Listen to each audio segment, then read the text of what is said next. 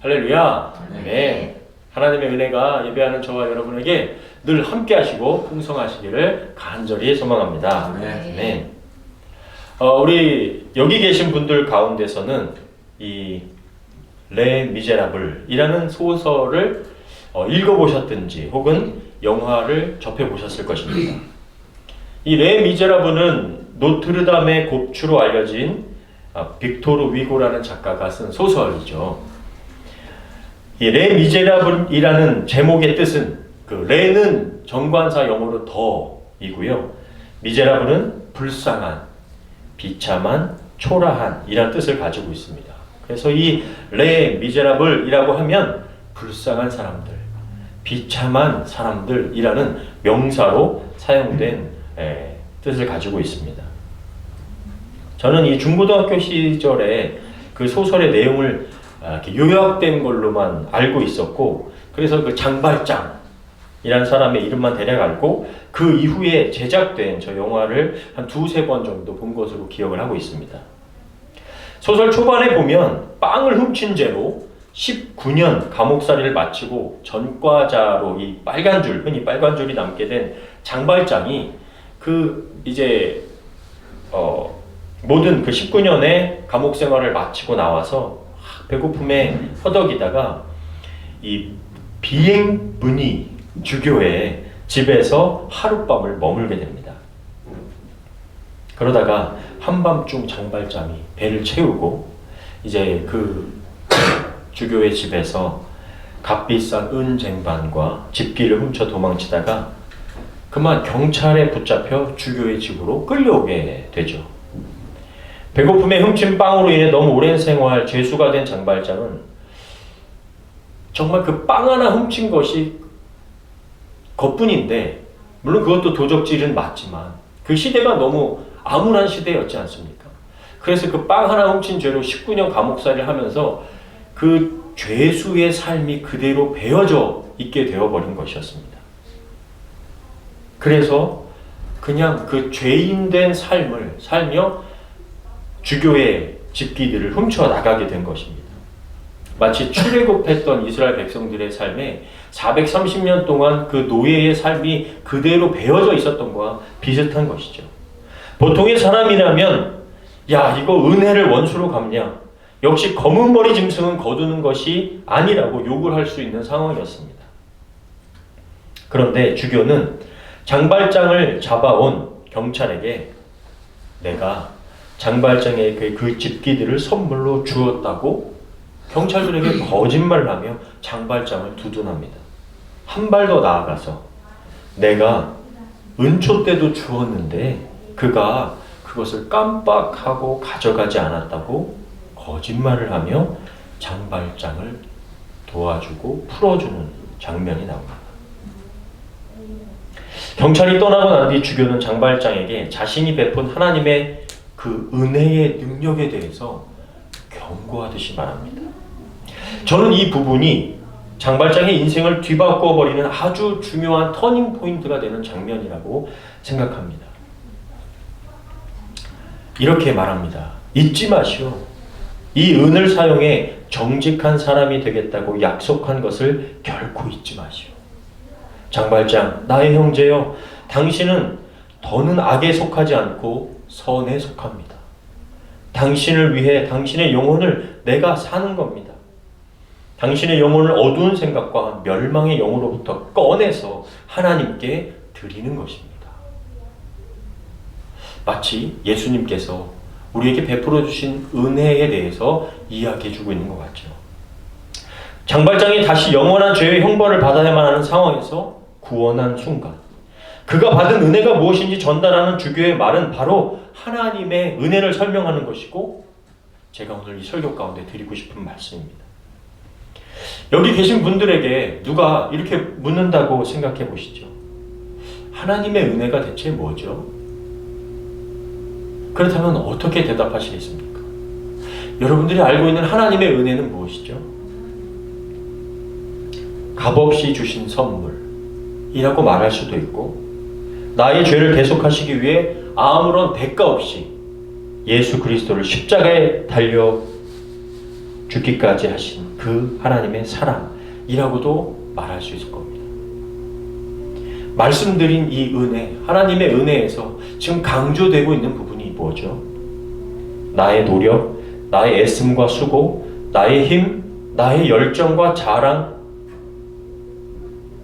그런 것으로 된 것이 아니라 값 없이, 대가 없이, 거저, 프리, 공짜라는 것이 강조되어지고 있습니다.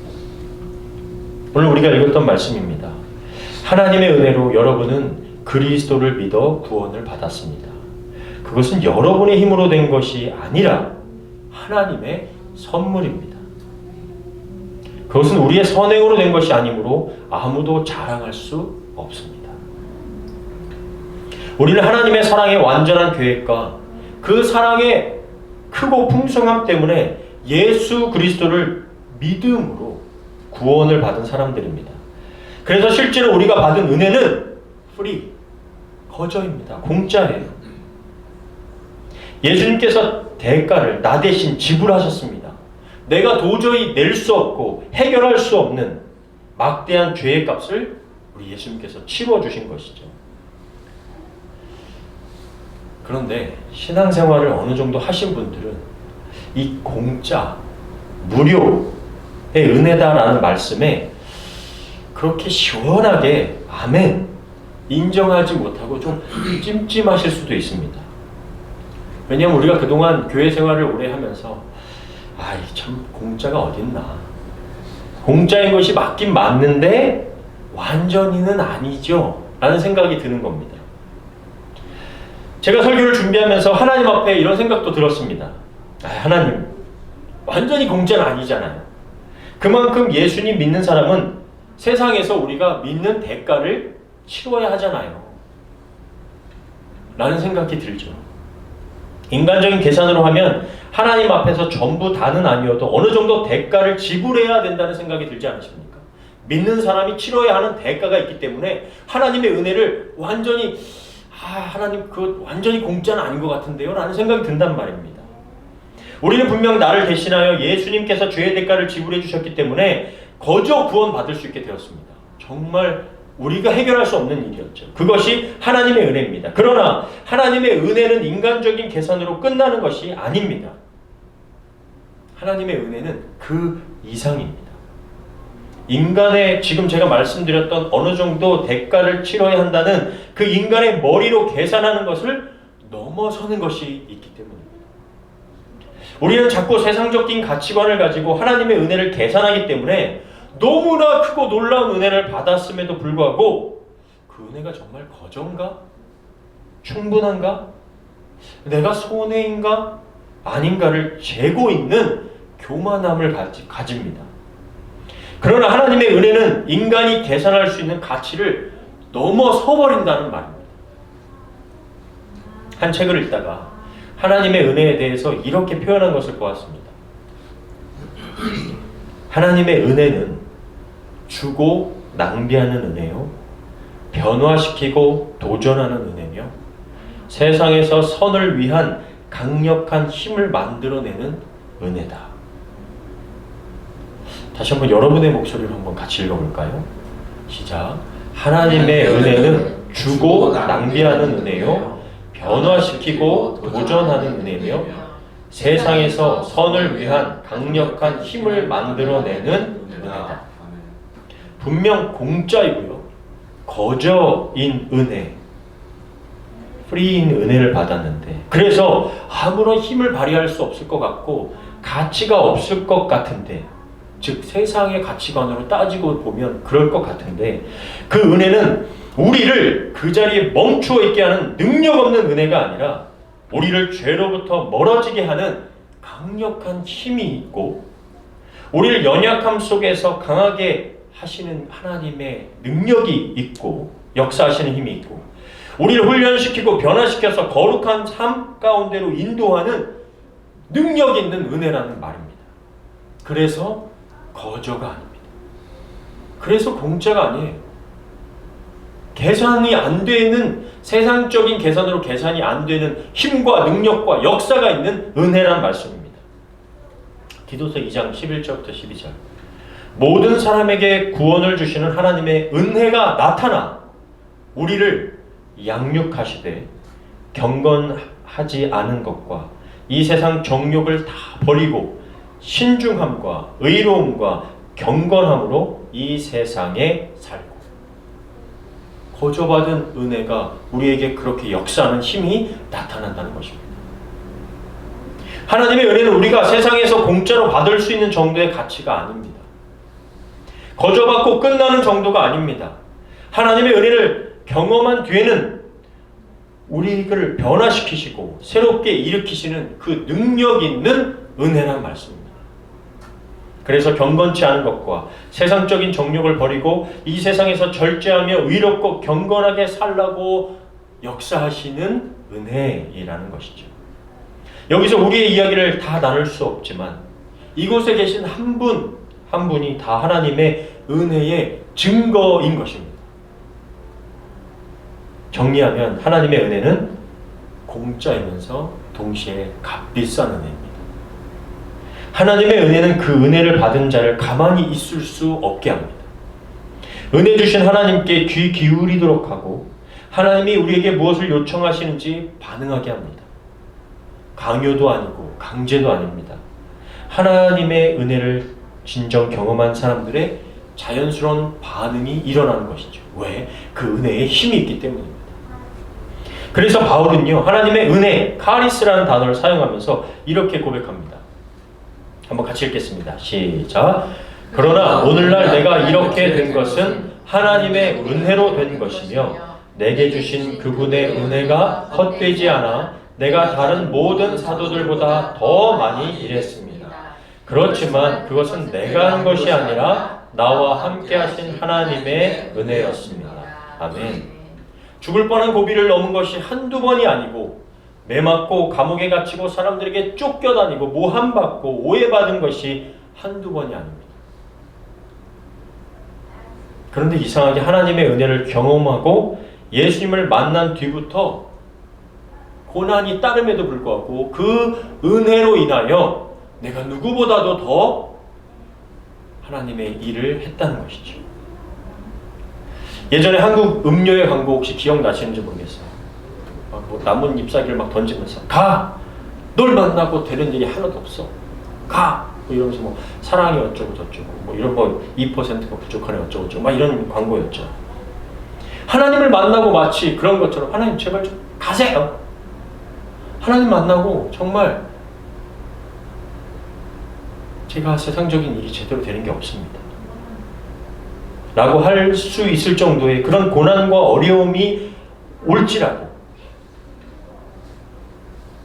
그런데 하나님의 그 은혜를 경험함으로 인하여서 그 하나님의 은혜가 아니었다면 그리고 하나님을 내가 제대로 알지 못했다면 10번이고 100번이고 당신을 떠났을 겁니다 라고 말할 수밖에 없을 텐데 그런데 지금 내가 이렇게 된 것은 다 하나님의 카리스, 하나님의 은혜로 내가 이 자리에 또 이렇게 함께 예배할 수 있게 되었다는 것입니다.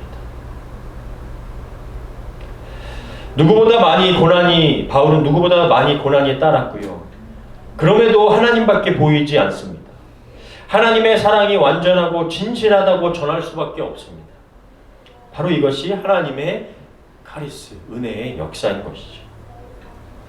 나를 살리신 기적과도 같은 은혜가 거저 주신 은혜, 공짜로 주신 은혜입니다. 그런데 그 하나님의 은혜가 값어치 없이 멈추어 있는 것이 아니라 나를 움직이게 하고 나를 불러주시고 감사하게도 하나님의 영광과 부르심 요청에 쓰임받도록 역사하시게 된 것입니다. 저는 이렇게 한국교회가 참 부흥하던 시기에 이렇게 같이 성장할 수 있게 되었습니다. 지난주에 제가 미국에서 같이 미국에서 백인 목회를 하고 있는 친구가 있습니다. 그 친구와 같이 함께 이야기를 오랜만에 전화 통화를 하면서 그 친구가 그런 겁니다. 어쩌다 우리가 목사가 됐을까? 워낙 친하게 어렸을 때부터 같이 유치원 때부터 같이 컸던 친구였고 그 친구는 저의 그 모교회 담임 목사님의 아들이었습니다. 근데 우리가 어떻게 이렇게 목회자가 됐을까? 이것 말고도 다르게 하나님께 영광을 돌릴 수 있는 일들이 있었을 텐데, 다른 직업을 가질 수도 있었을 텐데, 그러면서 이제 같이 얘기했던 게, 그때 우리에게 부어주신 은혜가 있었기 때문에, 그 한국교회가 성장하고 우리가 함께 컸던 그 교회에 하나님의 은혜가 있었기 때문에 우리가 지금 목회자가 된 거지. 또 그 아버님 목사님으로부터 참 좋은 은혜를 물려받았기 때문에 우리가 이 자리에 온 거지. 그때 우리는 이 목회자가 되는 것이 가장 하나님을 기쁘시게 해드리는 거라고 생각을 했기 때문에, 다른 여러 직업으로도 할 수 있지만 그것만이 우리가 하나님께 기쁨이 될 수 있다고 생각했기 때문에 이렇게 목회를 하고 있는 거 아니겠어? 라고 이제 서로 이야기를 나눴습니다. 정말 한국교회가 부흥했을 때, 또 뭐 우리 이소춘 집사님이 더 우리보다 먼저 그 부흥을 경험하시면서 이렇게까지 오시지 않았겠습니까? 그 은혜로 교회들이 움직였고 선교했고 막 교회학교가 부흥했었습니다.